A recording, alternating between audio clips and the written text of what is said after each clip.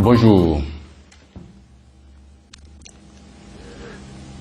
Nous sommes jeudi et le président de la République de Côte d'Ivoire se réunit aujourd'hui sur sa convocation avec son gouvernement, ses députés et ses sénateurs pour engager un changement constitutionnel dans notre pays.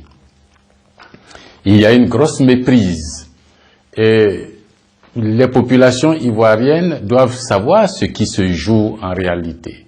Grosse méprise au sens où les gens interprètent très mal la Constitution et ses procédures. Le constitutionnalisme est une science, ce n'est pas du bricolage. Ce que M. Ouattara est en train de faire avec son gouvernement et ses sénateurs et ses députés ressemble plus à un coup d'État contre la République de Côte d'Ivoire, à un coup d'État contre le peuple de Côte d'Ivoire. Je vous explique. Quand certaines personnes sont allées voter la Constitution en 2016, elles pensaient doter naïvement la Côte d'Ivoire d'un texte moderne. C'est ce qu'elles nous ont dit. Je vote oui. Mais ce texte contenait la disposition selon laquelle le président de la République, pour toutes les autres modifications de la Constitution, pouvait le faire sans se référer au peuple de Côte d'Ivoire, sans se référer à vous. Vous lui donnez un mandat et puis après il en fait ce qu'il veut. C'est comme si vous embauchez un travailleur, vous lui faites un contrat de travail et puis un jour il décide tout seul dans son coin de modifier le contrat de travail qui vous lie. C'est rien d'autre que ça. Le peuple de Côte d'Ivoire est souverain, c'est le peuple qui est en haut, qui se donne un texte pour dire on va se créer un État qui est une partie de notre pays et cet État on va dire comment il va être gouverné, qui va le gouverner, ce qu'il doit faire, ce qu'il ne doit pas faire. Et le chef de l'État n'est que donc le patron de cette instance-là. Il n'est pas le patron de vos familles, il n'est pas le patron de vos mosquées, de vos églises, de vos sociétés, de vos entreprises, de vos commerces. Il n'est pas le patron de votre ménage, il est le patron de l'État. C'est une instance en part. Mais c'est le peuple qui reste souverain, c'est le peuple qui reste le chef. On lui donne du travail pour faire quelque chose pendant une certaine période. Aujourd'hui, ce que M. Ouattara est en train de faire, c'est de dire « je vais changer » les relations entre vous, peuple, et moi, sans demander votre avis. C'est un coup d'État. Sans demander votre avis, alors que c'est vous les souverains. Si M. Ouattara a envie de modifier la Constitution, d'abord, c'est pas à lui. C'est vrai que les textes disent qu'il peut convoquer l'Assemblée nationale et le Sénat en congrès. Mais c'est pas à lui d'établir leur ordre du jour. Or, le calendrier qui circule donne impérativement, ça vient du secrétariat général du gouvernement. Ça ne vient pas des assemblées, ni du Sénat, ni du Parlement, mais qui impose un calendrier de travail strict, date, heure et contenu à ces différentes assemblées. C'est une usurpation de pouvoir, c'est-à-dire que le président de la République s'érige en législateur, prend les pouvoirs de l'Assemblée nationale, prend les pouvoirs du Sénat et puis leur dicte leur calendrier de travail. Voilà ce que vous devez faire à partir de ce jeudi jusqu'au 7, jusqu'au 17, jusqu'au 24, jusqu'au 31. Moi, j'ai décidé. Il dicte. Et quelqu'un qui dicte de cette façon-là s'appelle dictateur. Les assemblées perdent donc leur autonomie.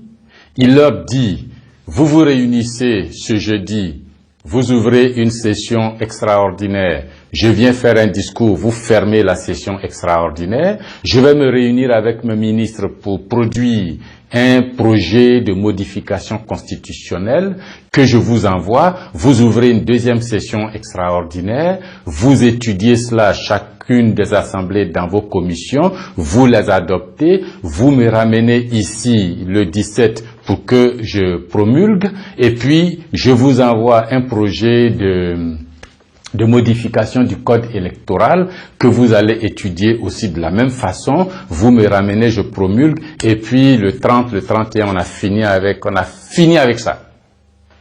Nouvelle constitution, nouveau code électoral, et puis l'histoire continue. Mais c'est pas comme ça que ça se passe. Quand les textes disent que pour éviter, pour des raisons quelconques, la cherté, le coût, le temps, que le président peut consulter ou réunir le Congrès pour décider de la modification constitutionnelle, ça veut dire que le Congrès doit s'adresser au peuple.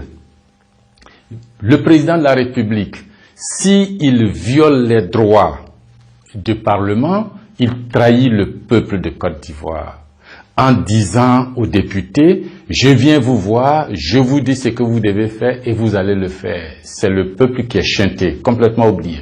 Si les députés suivent le président et puis adoptent ces textes sans s'adresser au peuple, ce sont les députés qui trahissent la nation ivoirienne. Ils prennent des dispositions claniques, des dispositions d'une secte au pouvoir, des dispositions d'un groupe au pouvoir pour en faire des dispositions nationales, mais sans demander à la nation ivoirienne si elle était d'accord. C'est une trahison de la nation. La procédure exacte, Monsieur le Président, ce serait de faire quoi? Votre proposition, vous l'envoyez au Congrès. Les sénateurs et les députés prennent. Les sénateurs et les députés retournent voir dans leur circonscription électorale le peuple de Côte d'Ivoire, leurs électeurs, les populations, leur expliquent le contenu de la loi. Pourquoi le président veut faire une modification constitutionnelle aujourd'hui, maintenant, et comme ça? Quels sont les effets, quels sont les tenants, quels sont les aboutissants, quelles sont les conséquences? Qu'est-ce que ça va apporter de nouveau? Qu'est-ce qu'il y avait avant et pourquoi il change? Que les populations comprennent et puis que les populations réagissent. Monsieur le député, nous on a compris, mais pourquoi ceci, pourquoi cela? Et que chaque député, chaque sénateur ramène au sein de son groupe parlementaire les commentaires et décisions, les avis de ces populations, de ce peuple souverain, que les groupes parlementaires transforment ces avis en discours politiques et au sein des commissions du Sénat et de l'Assemblée nationale portent ces avis aux commissaires de l'Assemblée et du Sénat, que les commissaires transforment cela en texte pour que au Congrès réuni, les congressistes aient les échos du peuple de Côte d'Ivoire et puis décident de l'adoption ou non. Ça, c'est la procédure, même si la Constitution ne dit pas que c'est comme ça, il faut faire, mais quand on est constitutionnaliste, quand on est respectueux du droit des peuples qui vous ont installé au pouvoir, c'est ce qu'on fait. On se réunit pas entre nous, à Yamoussoukro, en 10 jours, on finit avec la Constitution, 10 jours après, on finit avec le code électoral, et puis c'est fini, basta. Non. Non, c'est grave ce que vous êtes en train de faire. Vous méprisez cette population, vous méprisez les députés, vous méprisez la nation ivoirienne, vous méprisez le peuple de Côte d'Ivoire, et ça, franchement, c'est inacceptable.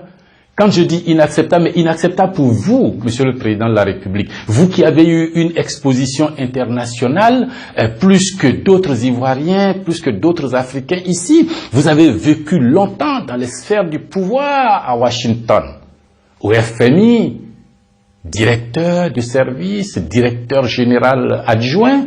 Vous avez même fait des études là-bas dans les années 60. À quel moment vous avez vu un président américain réunir le Sénat et le Congrès et puis modifier la constitution ivoirienne et américaine comme ça, à son gré? Vous avez vécu en Europe, Bruxelles, Paris, Londres. À quel moment vous avez vu des dirigeants de pays prendre ce type de disposition au mépris de leur peuple, Monsieur le Président de la République? Ça ne se fait pas. Qu'un paysan soit président de la République et le fasse, on dirait, il ne connaît pas, il n'a pas vu comment ça se fait ailleurs, bon, il faut lui expliquer. Mais que vous, qui avez étudié aux États-Unis, qui avez vécu en Europe, que vous le fassiez, on se dit non, que c'est du mépris. C'est du mépris. Vous nous prenez pour des vauriens, vous nous prenez pour des bêtes, pour des animaux. Vous faites ce que vous voulez de ce pays, vous faites ce que vous voulez de ce peuple, vous faites ce que vous voulez de ces institutions. Vous ne vous préoccupé de rien d'autre. Et ça, c'est inacceptable. Inacceptable. Enfin, c'est aux Ivoiriens de décider, c'est au peuple de Côte d'Ivoire de décider. Si vous pensez qu'il est tout à fait normal qu'un président auquel vous avez donné un job pour un mandat déterminé puisse se permettre de modifier le contrat de travail qu'il y a entre vous, bon, partagez et puis parlez-en entre vous, dites que c'est très bien ce qu'il fait, ou vous êtes d'accord. Comme certains ont voté oui l'autre fois, bon, vous êtes d'accord et puis c'est tout. Mais si vous pensez que ce n'est pas bien ce qui se passe, si vous pensez que c'est inacceptable, partagez aussi et mobilisez-vous et dites-vous que ça ne se passera pas comme ça. C'est votre droit, c'est votre vie, c'est votre pays, c'est votre nation, c'est vous les souverains, ce n'est pas lui. Lui, il est l'exécutif. Les autres sont législatifs. Le souverain, c'est le peuple. C'est écrit dans la Constitution, le peuple souverain de Côte d'Ivoire. Ce ne sont pas les chambres et le gouvernement qui constituent ce peuple-là. C'est vous. Mesdames et messieurs, c'est vous. Ne laissez pas vos droits partir comme ça. S'il vous plaît. Parce que c'est la main qui donne qui ordonne. Agissez. Donnez pour ordonner. Parce que celui qui rit de notre humilité et nous prédit l'échec ne sait pas qu'ensemble, nous avons décidé de transformer les montagnes d'obstacles en un merveilleux océan de succès. De nombreuses semaines durant, nous avons fait chemin avec Mamadou Koulibaly. Plusieurs centaines, parfois des millions d'entre nous ont retrouvé ardeur et foi à travers les jeudis de l'espoir. Les jeudis du renouveau. Les bras vous connaissez, quand la vérité en se dit, c'est pas Djaba Pampam. On est trop fatigué de ces paroles. Mamie, c'est l'auto-sauce graine, tout ça on ne veut pas. Regarde derrière moi là. Pour tout ça, et plus encore, nous devons aider le message des leaders à atteindre les contrées les plus reculées, les hameaux les plus inaccessibles, en contribuant au financement de caravanes de sensibilisation dans tout le pays. Donnons pour continuer d'y croire. Agissons pour ne pas sombrer dans le désespoir. Même si c'est baissé, même si c'est dégoûtant en cas sciencé, je donne pour la Côte d'Ivoire, je donne pour mes enfants, je donne pour tous les grégataires du plat. Je donne pour la Côte d'Ivoire, je donne pour mes enfants. Je donne pour le progrès de mon pays. Je donne pour combattre la misère. Je donne pour ne pas risquer ma vie dans la mer. Ou finir dans le train d'atterrissage d'un avion. Je donne pour transformer mon pays. Et toi, qu'as-tu pour faire ton don?